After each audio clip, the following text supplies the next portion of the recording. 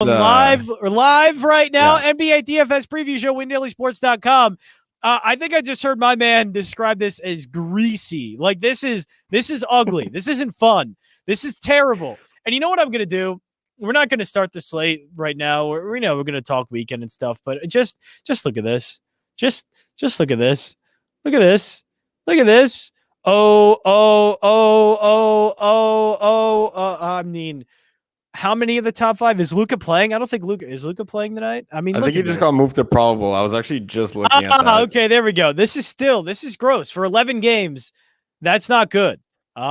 So hopefully, Ghost, that we have some plays. But first of all, how was your weekend? You didn't bet all weekend. You just relaxed. You hung out. You did things. It was nice. It was a nice weekend, especially the weather here on Saturday was absolutely gorgeous. So it was nice to see it was nice to see a couple of my friends, and it was another one of my friends' birthdays, but she's really like panicky about COVID and stuff. So we just a couple of us got together and just brought her a cake. Just said hi from the end of her driveway there. But yeah, then after it was nice. It was really nice. And I also did. This was like we're all kind of at this age now where all my friends are starting to get their first place or like looking for their first place. I've been on mine for like 2 to 3 years now. I think I'm going on 3 years. So everyone's asking me for advice. I'm still finding stuff out like house or just apartment, like renting or buying a home. Mostly everyone's renting. Okay. I have my condo. I own my condo, but a lot of people are renting, and they're asking like a bunch of questions. It's not. I'm still figuring things out myself. Like the other day I went to make mashed potatoes, and I didn't realize I didn't have like the masher thing. Yeah. So I was like, you want to 3 years, nothing to make it. Well, that's why I was like, I did some adult life shopping, and I bought. You don't have one of those like mixer things. You don't have one of those. I used to. I don't anymore. Okay. I don't anymore. But so I had to go get a couple things like that because not every day you make mashed potatoes. Right. Okay. And then I bought, I guess is like this is an unsolicited ad for it, but I bought a Swiffer wet jet, and this thing is the best thing I've ever bought. How did you go from potato masher to Swiffer wet jet? Because my vacuum broke, so I had to buy a vacuum. And I was like, I need something to clean the floors on top of the vacuums. Then I told this, I'm a neat freak. Like the other show, I was freaking out because there was water on my floor because I spilled half my water on the floor. So I bought a Swiffer wet jet. And anyways, that's the kind of stuff that I did this weekend.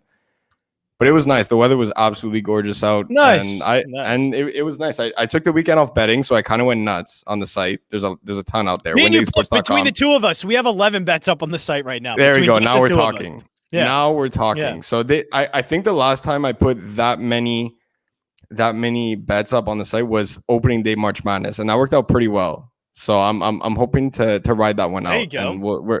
And the slate's greasy, but it's intriguing. I like it. There's definitely an edge to be had, so I'm looking forward to it. Nice. All right. Well, since you're looking forward to it, how about it? Let's get to it. That's not an everyday food for what? It's not an everyday food here. Like you don't just say, "Oh, I'm going to whip up mashed potatoes." For here, it's like if my mom wasn't making mashed potatoes for dinner, then I don't know if we would be having dinner because everything, like my family at least, my family was a meat, potato, and veggie.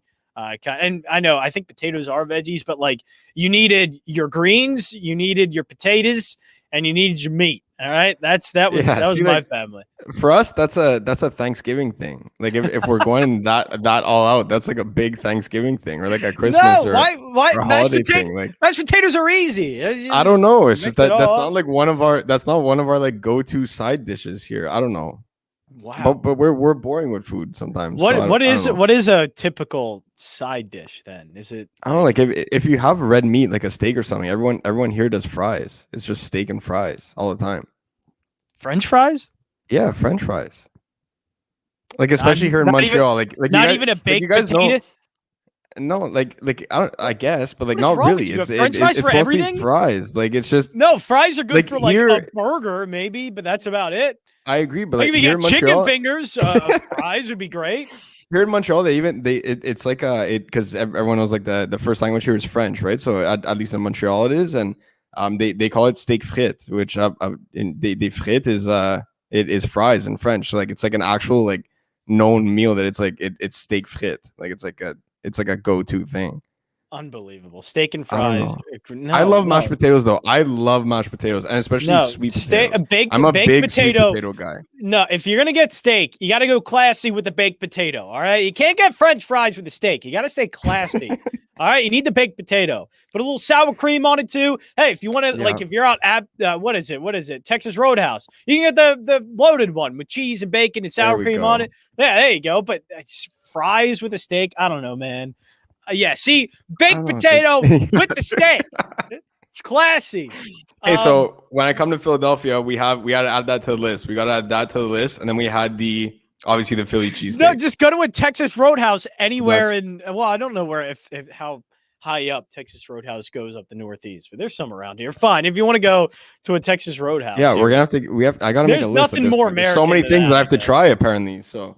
Oh yeah, just come to Philly. You'll get it all. You'll have the full experience. All right.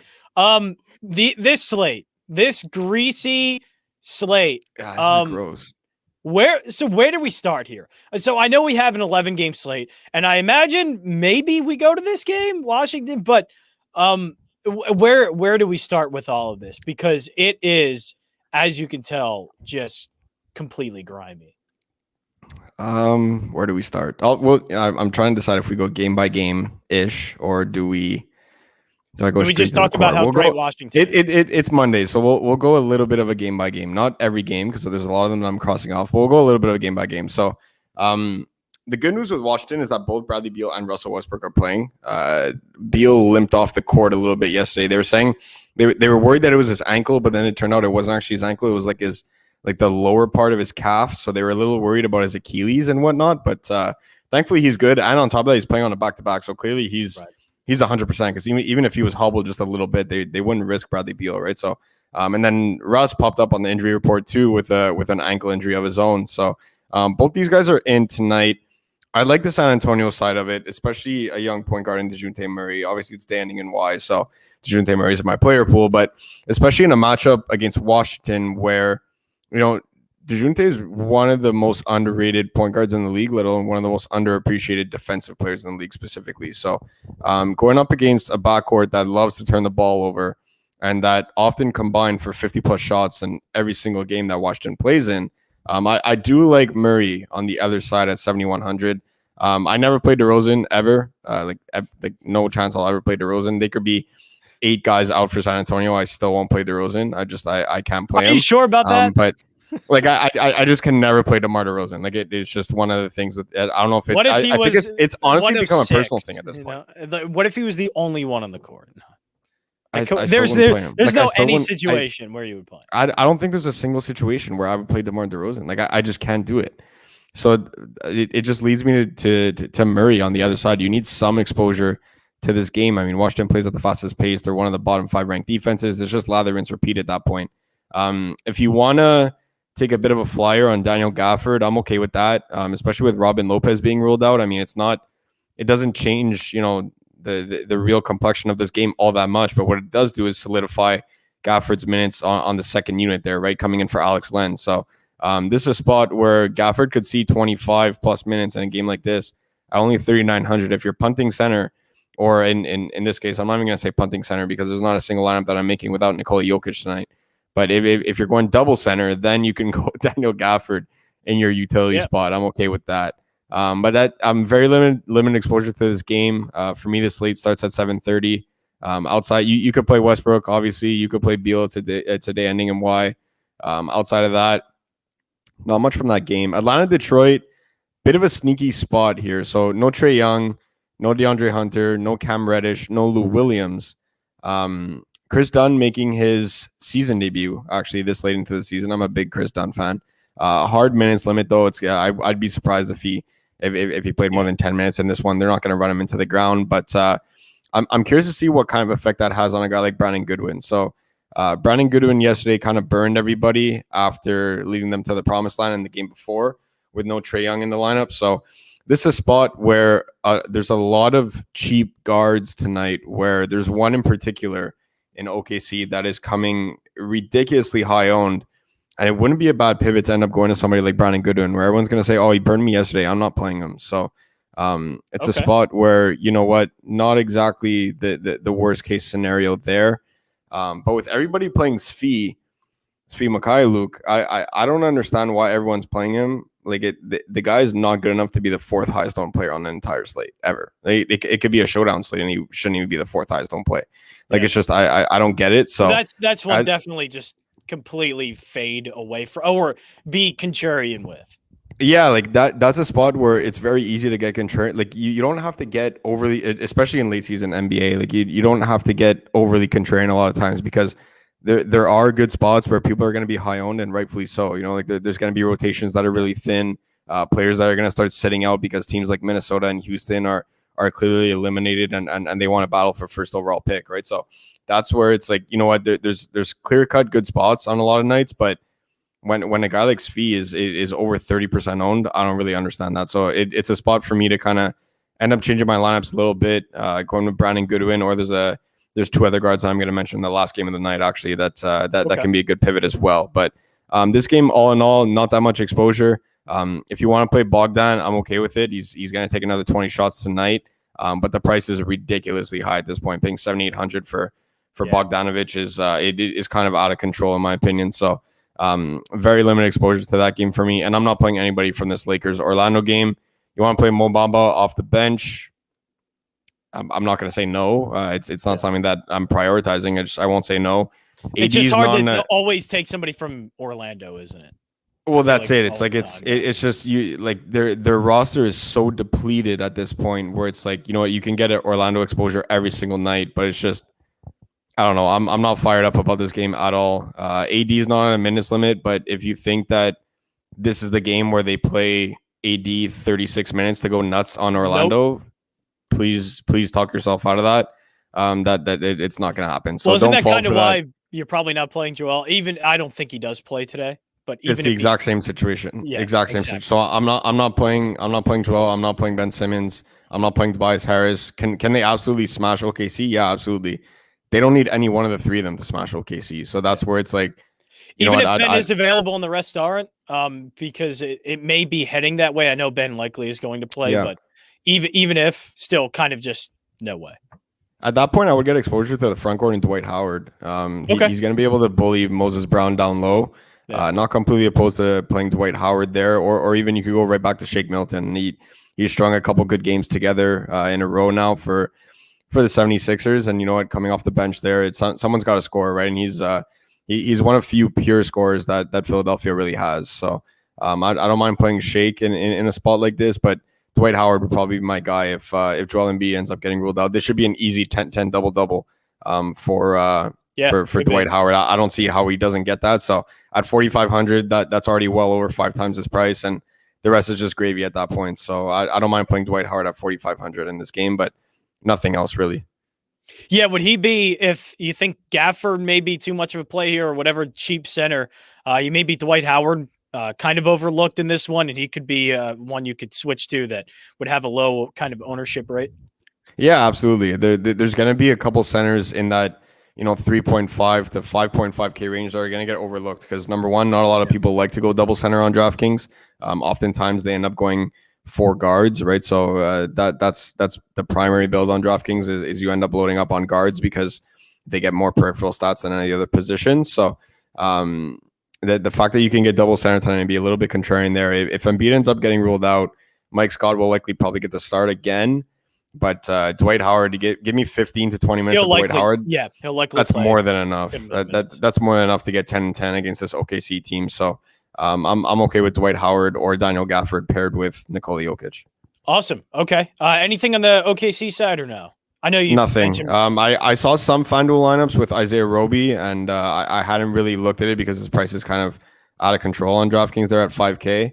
I'm okay with it. He's only 4K on FanDuel, and power forward is quite bad. So if you're punting the position with double punt, and I'm going to talk about a Cleveland guy in the next game that I really want to play tonight. But if you're going double punt over there, because you have to roster 2 power forwards, and you go Isaiah Roby, look, I'm not completely opposed to it. Those are the exact words that I used in Discord too. It's not that I really like it or really dislike it. I'm indifferent on this OKC roster just because between guys like Roby, Moses Brown, and Poku, and I'll even throw Darius Bazley in there, even though he's the clear-cut option out of those four. For me, it's just they always ride the hot hand, right? So because Roby isn't starting, if Poku or Kendrick Williams ends up getting hot, like let me rephrase that. Or if they're getting hot for OKC players, right? So like, yeah, they're not exactly going to go out there and drop 50, but if they're shooting the ball well for a player on that roster, then a guy like Isaiah Roby ends up falling out of the rotation a little bit, right? So that's where it's very risky to play any one of these guys, because whoever's got the hot hand that night, that's who ends up getting the most minutes. So I'm kind of just avoiding that situation altogether. All right, so you mentioned there was a player you definitely want to go to in terms of punt, I think, for center that you mentioned. So who is that? And also, just where are you going with this one with Cleveland? Yeah, so for me, no Colin Sexton on the Cleveland side, so you could definitely play Darius Garland. Jared Allen is in play as well again. I'd rather let other people chase those plays. I'm looking on the Cleveland side for value. So I want Chetty Osman and I want Dean Wade in my lineup. And people are likely going to say, well, Dean Wade, why would you play Dean Wade? Kevin Love is healthy. Well, Kevin Love is healthy-ish for his entire season, first of all. And they're also on the second half of a back-to-back where Kevin Love hasn't played over 25 minutes in one of these spots, right? So same thing with Jared Allen. No Isaiah Hartenstein, no Larry Nance. They're depleted in the front court now. They went from extremely deep to all of a sudden really depleted, where Dean Wade is going to be that option for them, right? So it's a spot at 3,500 where, you know what, he can't hurt you. Whereas a guy like Jared Allen at 7K, if he blows up, there are so many good guards. Like I guess that remind you that's how we'll end the show. Actually, we'll talk about that 6.5 to 7.5K range. Okay, in the guard spot, there's so many guards in there where, because I'm playing Jokic, Allen would be in my utility spot. Where that if Allen flops, it's not an if question. If someone passes me, they will surpass me because of how many options are in that range, right? So I'd rather let other people chase his game from yesterday.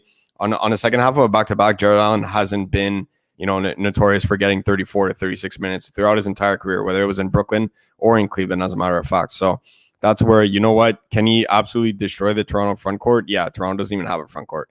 So he can absolutely go nuts in this game. I just prefer to end up fading it and take not only the safer option, but guys that have higher upside in that guard range that we'll talk about in a little bit. So I'm looking at the Cleveland side for value. Dean Wade and Chetty Osman are my two guys. And I'm definitely preferring Darius Garland over Jared Allen if you are paying up in the Cleveland pricing grid of this game. Yeah, it sounds like Jared Allen. I figure they're going to be, especially after yesterday or his last game, definitely a lot on him. WinDailySports.com. You can check out NBA GPP picks that are up, as well as all of Ghost Bet, which there are 6 of them. But we do have a question here from Glide. Shake Milton if Simmons is out, or THJ? There's going to be an option C that I'll give you at the end of that game. So option C. Out of those two guys, I will take Shake if Simmons is out. But I'll go with option C. I'm gonna make my own option. Nice. While we're doing that, let's go to New York and Phoenix. New York is up, but does that mean anything in DFS? Who knows? But anything in this game that's kind of stood out to you? I'm not playing anybody from this game. It's just going to be a good basketball game to watch. Honestly, exactly. With the way that the Knicks are playing, I think they're 8-0 or 9-0 in their last 8 or 9, and they've covered the spread in like 11 or 12 straight games. I mean, something absurd like that, right? So, the way that the Knicks are playing right now, they're definitely fun to watch. But just the way that Tibbs has them playing methodical basketball, it's not going to be a fast-paced game from this one. There is one value play that I like in this game, but I'm not playing any of the studs. There's no Julius Randle for me tonight. No Book or CP3, and it takes a lot for me to end up completely fading CP3 or Devin Booker because I play them almost every slate. But Tory Craig is somebody that's definitely on my list tonight. With the amount of injuries that Phoenix has right now, he's going to be a guy that ends up getting 25 minutes. So am I looking for a duplicate of his last game where he ended up dropping 41? No, absolutely not. And am I playing him because of that game? No, absolutely not. I've played him 3 straight slates in a row because of the same injuries that they have tonight, right? So it just so happened that I benefited even more last slate than the other two. The other two worked out just fine as well, but I'm more expecting something along those lines, right? Like give me 20 DK from Tory Craig tonight with some peripheral stats, and he'll easily get there in a spot like this, right? So Tory Craig is somebody that is definitely on my list of players right now that, when we're looking at punts, guys like him, guys like Dean Wade, guys like Chetty Osman, are they gonna make or break my lineup? No, absolutely not. But are they in a good spot where they're gonna see minutes and they're gonna be able to have the high enough upside where, you know what, if they do go nuts, can they drop 35 to 40?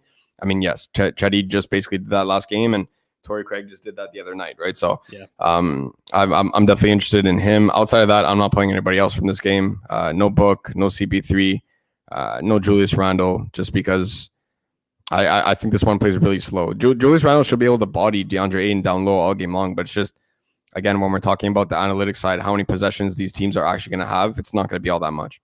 Yeah. All right. Moving on to the next one, Chicago and Miami. Obviously, still a couple players out for Chicago in this one. Does that mean automatically a Vucevic type day, or is it still kind of a bad matchup for him going up against Bam Adebayo? I never like to pick on Bam, especially in these one-on-one type of matchups where Bam is able to guard the outside and the interior. So no Vooch for me today, but he makes for a great contrarian play. I mean, no Zach LaVine still. Vooch is going to have to go nuclear for them to end up keeping up with Miami tonight. And on the flip side, on the Miami side, you do have a Jimmy Butler revenge game against his former organization. Right? Yes, you do. And he absolutely hates. He does not like the way that Chicago ended terms with him. Right. So if you're looking for a contrarian pay up spot, Jimmy Butler is an interesting. It is an interesting option tonight. Outside of that, no real interest for me in this game as a whole. It would take quite a few injuries for me to play somebody like Kendrick Nunn or go back to one of their guards. But with the amount of Q tags that these guys have every single night, I haven't been playing all that much Miami outside of Jimmy Butler. And on the Chicago side, no real interest from anything there. I mean, you can play Kobe White, but Miami knows how to defend the ball really well. I mean, so it's just it's an easy fade spot for me. There's so many games on the slate where this is one that I just crossed off altogether. Yeah, so I just, if you were looking, I switched in Dwight Howard. Mike Scott is out and Joel Embiid still questionable. I'm thinking Joel Embiid doesn't play this game. Also, Danny Green is ruled out of this one. But Ben Simmons is also available, but Mike Scott is out. And I imagine Joel Embiid will be as well. Does that change anything for you? Does that kind of mean a Dwight Howard definitely double-double day, you're thinking? Yeah, so I wasn't sure if I was going to say it or not, but now it's just with the way that the news is trending, I might as well give out that info that my original build, since I think I built it at around noon, actually had Dwight Howard and Nikola Jokic in it. So right now I'm kind of sitting pretty. I'm not going to have to change anything. Yeah, nice. But yes, that just confirms the decision that I'm playing Dwight Howard with Nikola Jokic tonight. Absolutely. Nice. Okay. So Chicago, Miami, we just went through. Clippers, New Orleans. Obviously, Zion, very high priced here. Kawhi Leonard is out. What are you thinking about this game? Anything, maybe Paul George, or is this game kind of a no-go for you? I'm locking in Paul George. There's no way I'm making a lineup without Paul George tonight. That's exactly where I'm starting, is Nikola Jokic and Paul George. Kind of tough when Russell Westbrook is on the slate, but it's just that it is what it is, and especially Luka Doncic too for a late night hammer. But for me, it starts with Paul George and Joker, and you know what, maybe one or two of these, you know, mid-range guards that we're going to talk about at the end of the show. So Pete, you play primary ball handlers against both these teams. Both these teams cannot defend ball handlers whatsoever. So we'll talk about Lonzo. I'll save that segment for the end when we talk about that, because he does fall into that range of all these guards that I'm interested in. But on the New Orleans side, I'm not really playing anybody else. If you want to play Zion or Ingram, I'm okay with it. Definitely not going to say no, especially Zion in the paint against the Clippers. But it's just there's way too many options now on this New Orleans team where if Ingram ends up taking 20 shots again, or Zion takes 20 shots or 20 field goals, because 19 of them are dunks, but it's just it's a spot where I don't want to take a chance that 10.1 I end up playing Zion Williamson and it's a Brandon Ingram night. So for that reason, I'm not playing either one of them. But I do have real interest in Lonzo Ball tonight in this spot, and I will talk about it in a little bit when we talk about all those guards together. And Utah, Minnesota, obviously Karl Anthony Towns, 10K range, but where are we going here with Minnesota and Utah? Because obviously you're going with Jokic, and I know you've mentioned that a lot, so I'm imagining Karl Anthony Towns is not in your plans. Yeah, for me, it's Joker over Cat tonight. Not only just because of a better game environment and a better matchup, but it's just I'll never play anybody against Rudy Gobert. That's just one of the unwritten rules that I have. So that sounds fair. Towns gets the matchup against Rudy Gobert. It's not happening. I'm not playing him. On the Utah side, if you want to play, the four guys that are all glued together there, and Mike Conley, Jordan Clarkson, Joe Ingles, and Bogdan, I'm okay with it. Again, it's very similar to a situation that I was describing before with Isaiah Roby, where it's like, you know what, I'm not going to say absolutely not, I have no interest, or yes, absolutely, I'm locking them in. I'm indifferent to all four of those guys. So Mike Conley's in a good spot, just 7,400. We're going to talk about, again, I'm going to keep repeating it, we're going to talk about the guards in that range.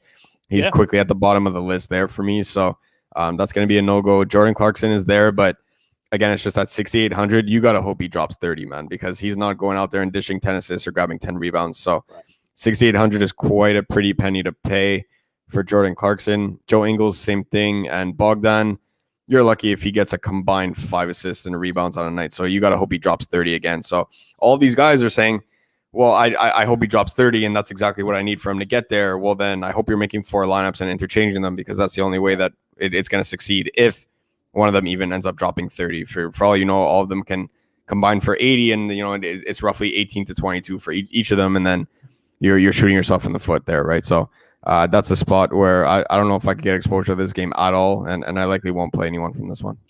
All right, moving on to the next game. 2 more left here on the slates. 9 o'clock, Denver and Memphis. Obviously, you're going with one player here in Jokic that you talked about a lot. Does that mean the rest of this game isn't that appealing to you, or are there also some kind of value players here? There's some good pieces in this one. I'm not going all that far with the value. Somebody like PJ Dozier, welcome the rest of the NBA DFS community, where we've been playing PJ Dozier for 4+ months now. So now that Monte Morris and everyone, that Will Barton's out and Jamal Murray out for the season with a torn ACL, now everyone's playing PJ Dozier. We'll welcome aboard. It's been a fun 4 months getting him at 3,500 with sub 5% ownership, but now it's just everybody's playing PJ Dozier, and his price quickly caught up to him. So I'm okay with it. Again, I'm indifferent to it. It's just, again, you end up getting different in your lineup where you're thinking, how do I get contrarian in the spot? When you end up fading a guy like PJ Dozier, it's not like, oh my God, he could break the slate. Like it's not going to be PJ Dozier that drops 70 like a Russell Westbrook or a Luka Doncic, where you're like, oh my God, I'm worried about not having PJ Dozier in my lineup. Like that's just that you say that sentence out loud and it just doesn't make sense. So him and Aaron Gordon are both good options, but again, they're third tier options to Nikola Jokic and Michael Porter Jr. So if there's any other Denver Nugget that I'm playing that's not Nikola Jokic, it's Michael Porter Jr., but that price is quite high from there. So I'm just going Joker, and that's it on the Denver side. On the Memphis side, I really do have some interest in Jaren Jackson Jr. And it's fun to say that because he's been out for quite some time now. But he's just gone out there and been balling out in 18. And then his last game, he saw 25 minutes. So I'm hoping they let him creep up into the 28 to 30 range here. And at 6,500, JJJ should be in the 8K range at this point. So because of the amount of interest that I have in Jaren Jackson Jr., I'm not playing Joval. No players arguably are as negatively correlated as JJJ and Jonas Valanciunas. So I'm not playing Joval. And Ja, look, it's a good spot. I get it. Just again, for the millionth time, there's so many guards in that 6.5 to 7.5K range that you end up going to 8.2 to Ja Morant. You better hope he goes absolutely bonkers tonight. So, and I don't want to take that chance. So I'm not playing Ja in this spot. I do like JJJ for tournaments tonight specifically. Can play him in cash, but for tournaments, if you're kind of that last man in or second to last man in, when you're in that 5.5 to 6.5, 7K range and you're looking for a forward, take a good look at Jaren Jackson Jr. We've been talking about him in Discord all day. All right, now on to the last game, Dallas and Sacramento. Obviously, some injuries at the top here. De'Aaron Fox is out. Where are we going in this one? Maybe some of those guards that you've been talking about? Yeah. So Luka's in play. The one thing that scares the crap out of me is that what if he gets ruled out last second? Because it's the NBA. It's the NBA. So at the same time, it is a good spot for him to be low owned or lower owned than he should be. He's not going to be low owned, but he's going to be lower owned than he should be because everyone's going to have the same kind of mentality. So at least one lineup where you take the chance, basically? Yeah, you have to, because playing the worst defense in the NBA with no De'Aaron Fox on top of that on the other side, this is a spot where Luka can go absolutely bonkers. So I do like Luka. It's just with the type of contest that I play, There's no pivot for me at the end of the night. I'd be drawing dead in the water if he ends up getting scratched. So that's why I can't play him. But you have to make at least one lineup, even if it's, depending on how much you spend. If it's as low as a 25-cent lineup, just do it. If it's a $5 lineup because you're entering $100 that night, whatever it is, just make something where you're comfortable and you're like, you know what, it's pizza money. I'm gonna end up making a lineup with Luka Doncic tonight because he can easily break the slate. But for me, there was somebody that asked Shake Milton or Tim Hardaway Jr., and I said option C. Jalen Brunson is going to get so much run in this game. There we go. This is a spot where, I saw a lot of people are kind of landing on the same, I don't want to say the same builds, but the same lineup construction in Discord tonight. And, we end up seeing a lot of, I need somebody between 4.5 and 5.5K for my last spot in my utility. Jalen Brunson is a great candidate to see a ton of run in this game, especially if you're not playing Luka. Who else is going to score for Dallas, right? So you have him, you have Tim Hardaway Jr. I get it. Jalen Brunson is by far the more consistent player. And on top of that, he's pretty much a lock to see 30 minutes in a spot like this. Whereas if Tim Hardaway Jr. goes cold from the floor, he is borderline useless in DFS. So that's why I'm going with Jalen Brunson if I'm picking any one of them. And on the Sacramento side, I have so much exposure to Tyrese Halliburton tonight. So I still have my Tyrese Halliburton Rookie of the Year futures. We grabbed that preseason. That was ridiculous odds. And then I'm playing him. I don't know if he's going to be in my main lineup, but I will be playing him a ton tonight with no De'Aaron Fox for the Kings tonight. And then I'm also taking his player prop over 15.5 points. Hey! Some books have it at 16.5 for plus money. I did end up being greedy and I took the 16.5 at plus money. There you go. 16.5 points for a guy that's going to get 38 minutes against a team that just can't play defense. Sign me up. It's just Tyrese Halliburton. It's going to be the Tyrese Halliburton show tonight, along with Buddy Hield and Harrison Barnes. Those guys are way too expensive. I'd rather go to Tyrese Halliburton, and he does fall into the range of the guards that I'm interested in. So I guess that kind of leads us to that. It leads us to the guards here. NBA DFS Preview Show, WinDailySports.com. Ghost has been saying this the entire stream. But who are the guards? You already mentioned one in Jalen Brunson, but who are the guards we're looking at in that range? So we'll scroll down to the $7,500 price tag, and then we'll just kind of go one by one. We'll go high to low here. So you have Darius Garland. That's the first guy that I included in there. We talked about him briefly. Look, it's a great it's a great spot for him. There's no way about it. Just again, it's between him and Jared Allen. I'm clearly going Darius Garland. I'm not playing both. I would not recommend playing both either. I am going Cleveland for value, so that's why I'm not playing Darius Garland. But this is a spot where he's going to get close to, if not 40 minutes. He's going to take 20 shots. Every assist goes through him. Every possession goes through him against a weak Toronto team. So I do like Darius Garland tonight. He's definitely in that range of guards where they're all interchangeable, and he's definitely included in that group. The other one is Kyle Lowry. So Kyle Lowry in the spot should typically be priced around 8K. If you're looking to get a bit of Toronto exposure because you have some Cleveland exposure and you're hoping that game shoots out, look no further than Kyle Lowry. So you end up looking at last game where this is a rough game for Kyle Lowry, where he ends up shooting 1 for 10 from the floor in 36 minutes. But you end up looking there 0 for 8 from behind the arc, right? But he grabbed 7 rebounds, dished out 9 assists, and he almost hit 30 DraftKings points on peripherals alone because he basically didn't score.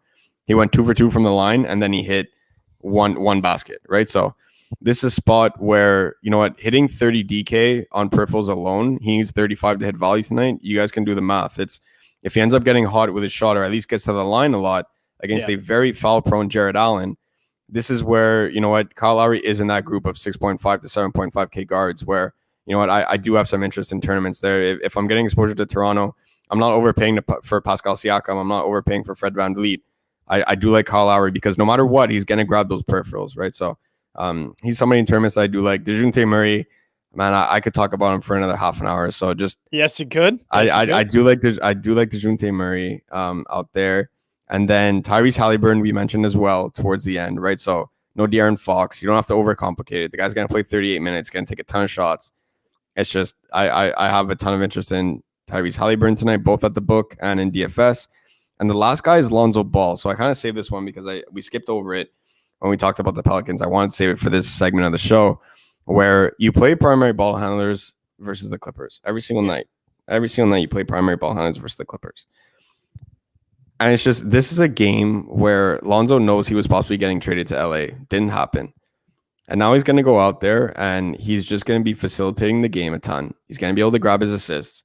He's going to be able to rebound well too, because you see how many rebounds that Paul George is grabbing on the other side. And it just goes to show that, you know what, LA doesn't have the best rebounding big man, right? So with no Serge Ibaka in that lineup right now, or very limited minutes, even when he comes back, it's just they don't have capable rebounders in the absence of Kawhi Leonard, right? So this is a spot where New Orleans can't afford to go small. You take Steven Adams off the floor, you run Zion at the 5, or guys like Jackson Hayes, any one of them.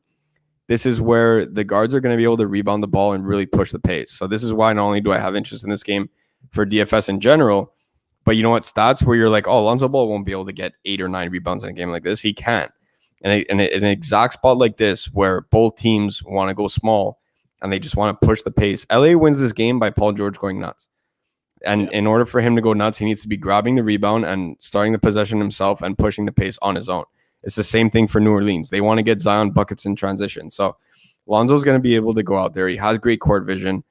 It's just a spot where his game fits the perfect mold to play primary ball handlers versus LA. And he's definitely in that group.